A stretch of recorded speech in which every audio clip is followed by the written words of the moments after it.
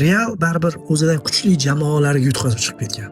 Realni yutgan jamoalar odatda Chempionlar Ligasini olishgan. Lekin Barselona menga shu jahlimni chiqaradi do'stlar. O'zidan kuchsiz jamoalarga yutqazyapti. Misol Romaga yutqazish mumkinmi? Endi Liverpool mayli, lekin Liverpool bilan mayli deb bo'lmaydi, 3-0 ni ushlay olmay qolgan. Benficaga yutqazgan va o'tgan yili Interdan kuchli bo'lib turib yutqazyapti-da va Inter finalda ko'rdik ahvoli qanaqaligini.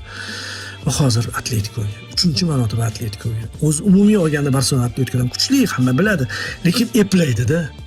Realdan farqini aytayapmanki, zo'r pik paytida ham Barselona zo'r futbol ko'rsatib ham, raqibdan ustun o'ynab ham 7 ta golli vaziyat yaratgan. Misol uchun kechagi o'tgan kungi uchrashuvda.